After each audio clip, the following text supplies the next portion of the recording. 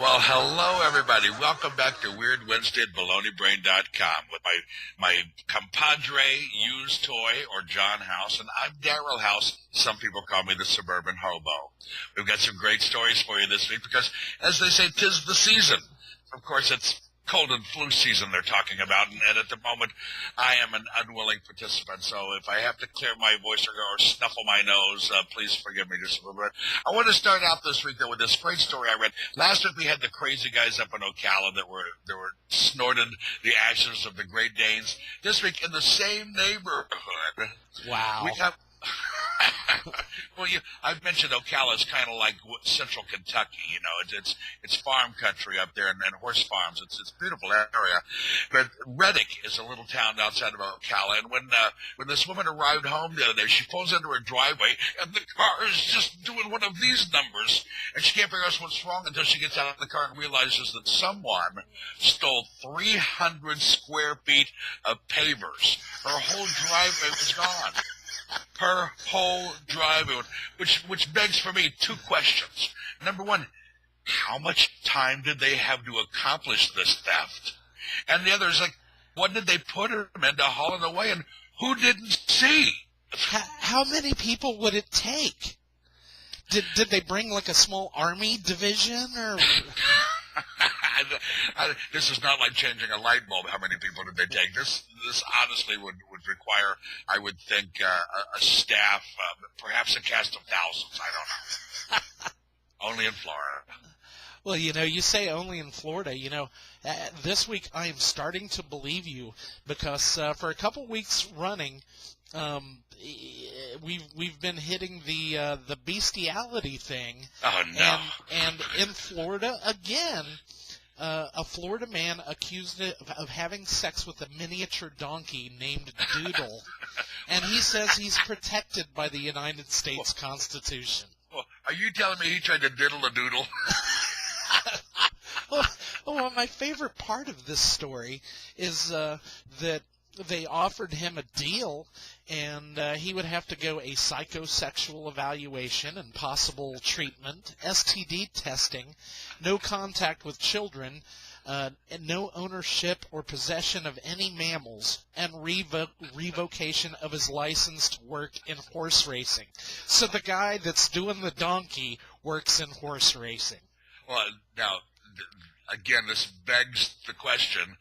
Was this an underage female donkey, or was this a mature, consensual relationship donkey? Well, the accusation stems from an August incident in which a witness reportedly saw Romero with his pants down up against the rear of a donkey.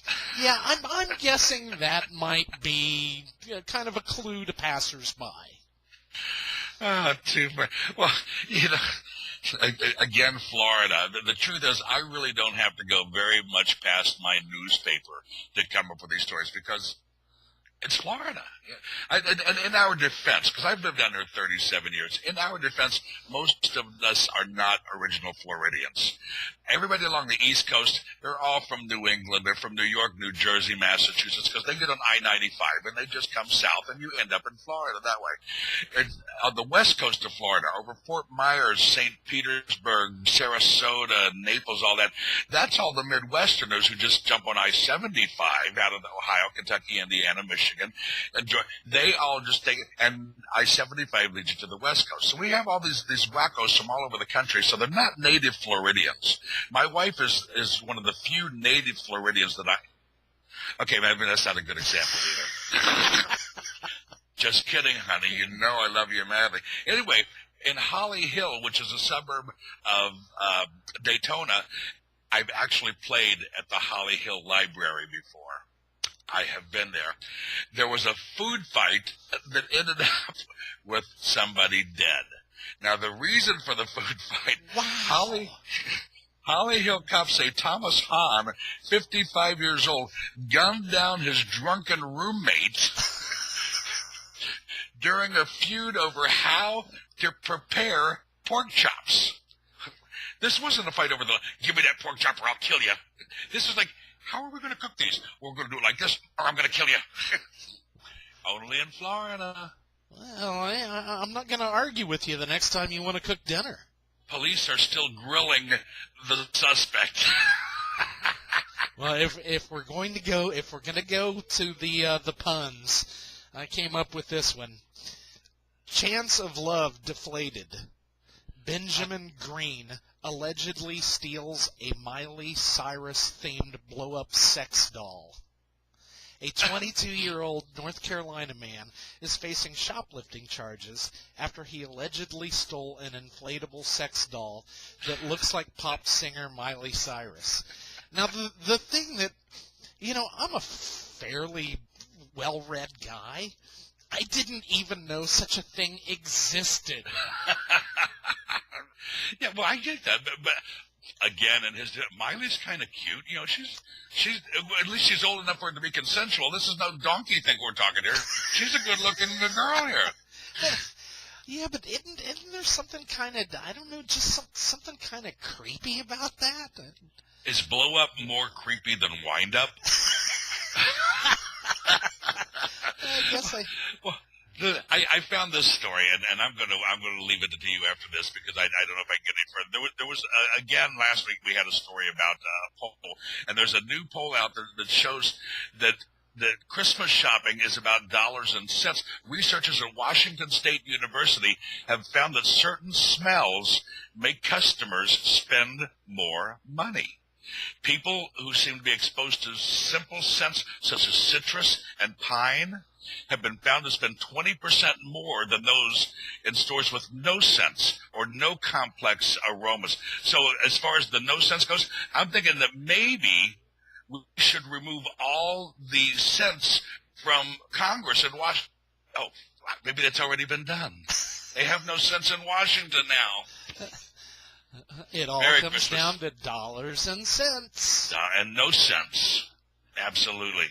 Well, this story has been trolling around the internet because it's been in court for so long. In Australia, businesswoman, bureaucrat, was injured on a business trip having sex. Oh, wow. Comme ci, comme ça. So, it's whether workers' comp would be responsible for her injuries. And? The woman was hospitalized, and it's went both ways. Like I said, this thing has drug on for years. She was drugged on? But they came out in her favor. She's going to get compensation. But my question about the whole thing is, during the sex, a glass light was torn from its mount above the bed and landed on her face, injuring her nose and mouth. So I'm thinking, exactly what kind of sex was this? Because there's not any kind of way that I can figure tearing a lighting fixture down from. I don't know. I'm thinking bridal cowgirl. Well, we would like to thank everybody for following us, and we are certainly going to be here. Wednesdays are now absolutely one of my favorite days of the week, and we want to wish everybody a happy holiday. We'll see you next week, as long as the end of the world doesn't happen in between. So tune in on Baloney Brain. We'll see you next week.